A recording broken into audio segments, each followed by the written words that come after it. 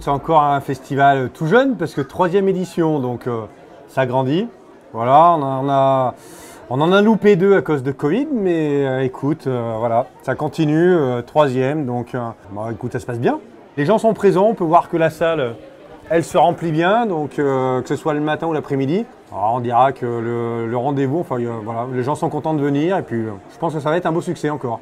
Mais là où on peut vraiment être satisfait au sein de l'association, c'est qu'on a un gros nombre de bénévoles qui sont présents encore cette année et qui viennent nous épauler.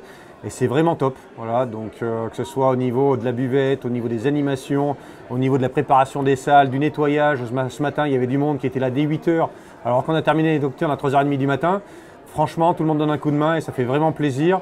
Moi, je dirais que c'est aussi un temps fort pour les bénévoles. Hein. Ça demande de l'énergie, mais c'est vraiment chouette et vraiment merci à tous parce que le succès du festival, ça repose aussi et principalement grâce à l'investissement des bénévoles. Alors, je pense que les personnes qui viennent plus en tant que pros restent de toute façon avant tout des passionnés aussi. Hein. Quand on travaille peut-être pour un éditeur, on va essayer de présenter toute une gamme. Effectivement, un peu quand on vient comme bénévole et joueur, on importe ces jeux. Donc ça aussi c'est très bien, et puis c'est vraiment super sympa parce que les gens mettent à disposition leur jeu. Voilà, il faut vouloir prêter son matériel, mettre à disposition. Et effectivement, généralement, les jeux qu'on a chez soi, c'est des jeux qu'on apprécie, qu'on aime. Et donc on les présente tout aussi facilement et on aime les partager avec le public. Donc c'est peut-être un plus. On est à 8 auteurs cette année. Alors on a maintenant, on va dire, des locaux de l'étape qui viennent régulièrement. Donc Bruno qui est déjà venu 3 fois. Et puis cette année, on va dire un peu d'auteurs lyonnais qui sont juste à côté. Alexandre, Florent qui vient, alors Julien qui était venu l'année dernière. Ils sont 8 et voilà, et donc merci à eux parce que aussi ça fait vivre l'événement. Ça apporte toujours du plus en fait, des gens qui viennent présenter leur création, présenter leurs prototypes. Donc on est vraiment heureux de les accueillir et c'est vrai que quelque part ça bonifie l'événement, le festival. C'est toujours très bien. Ah bien, président. Merci. Le rendez-vous est déjà noté pour 2023 parce que notre souhait c'est effectivement que ce festival devienne pérenne et je pense que c'est plutôt bien parti. L'association a maintenant 4 ans, attaque la 5e année.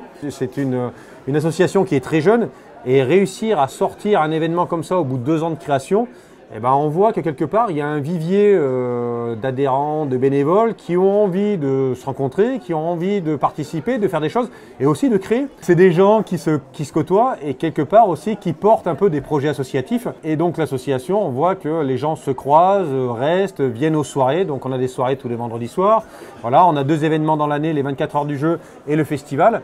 Et c'est super plaisant au bout de 5 ans. On va voir que c'est quelque part, c'est une vraie réussite. Voilà, on a les adhérents, on a des nouveaux qui viennent d'arriver, il y a quelques mois et qui sont déjà présents pour le festival pour donner un coup de main, pour s'investir.